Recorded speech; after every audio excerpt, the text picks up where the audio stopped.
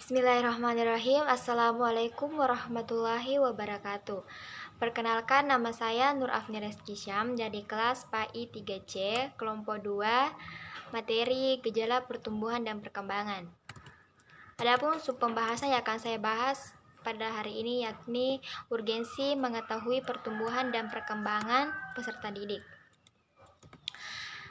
Dengan mempelajari pertumbuhan dan perkembangan yang dialami oleh peserta didik, kita sebagai seorang pendidik maupun calon pendidik akan mendapatkan beberapa keuntungan.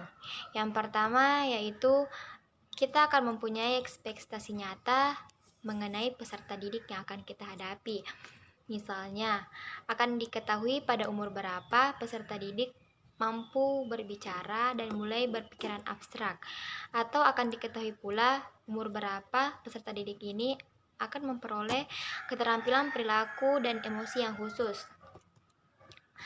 Dan juga karena adanya pemahaman tentang pertumbuhan dan perkembangan peserta didik, kita akan tahu bagaimana respon yang semestinya kita berikan ke peserta didik itu. Apalagi kita ketahui bahwa setiap peserta didik itu memiliki perilaku yang berbeda-beda. Contohnya, ada seorang anak yang tidak ingin melanjutkan sekolahnya lagi karena takut diganggu oleh temannya. Apa yang kita harus lakukan sebagai seorang guru menghadapi hal tersebut?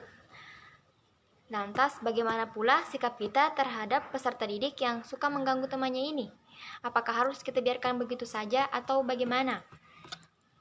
Nah, segala pertanyaan itu akan terjawab karena adanya pemahaman kita mengenai pertumbuhan dan perkembangan peserta didik, dengan menyertakan pola-pola peserta didik itu mengenai pemikirannya, perasaannya, maupun perilakunya.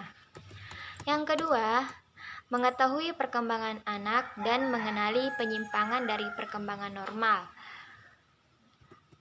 Pemahaman tentang perkembangan ini akan membantu kita bahwa si peserta didik ini mengalami perkembangan yang tidak normal, misalkan anggaplah menyimpang dari perkembangan normal tersebut. Contohnya, ada seorang bayi yang baru berumur 2 tahun tapi dia belum mampu berbicara atau berceloteh. Apakah kita sebagai seorang guru itu harus khawatir? Lantas, bagaimana jika hal ini terjadi pada anak yang berumur 4 tahun ataupun lebih? Jawabannya tentu akan lebih mudah kita dapatkan apabila kita mengetahui apa sih yang biasa terjadi pada peserta didik di umur itu. Karena adanya pengamatan kita terhadap setiap pertumbuhan perkembangan peserta didik. Kemudian yang terakhir yaitu dengan mempelajari pertumbuhan dan perkembangan peserta didik, kita akan membantu kita memahami diri kita sendiri. Dengan kata lain, pengetahuan ini akan membantu kita memahami apa yang sebenarnya terjadi pada diri kita sebelumnya. Contoh, mengapa pada masa puber kita itu mengalaminya lebih awal ataupun lebih lambat dibandingkan dengan teman-teman lain. Tentu hal itu terjadi karena adanya beberapa faktor, dan kita akan mengetahui hal tersebut karena kita telah melihat beberapa pertumbuhan dan perkembangan peserta didik ataupun pemahaman yang kita dapatkan dari pertumbuhan dan perkembangan peserta didik tersebut. Nah, yang kedua yaitu tentang apa sih hal yang mendasar pentingnya mengetahui pertumbuhan dan perkembangan peserta didik. Yang pertama itu adalah masa perkembangan yang cepat.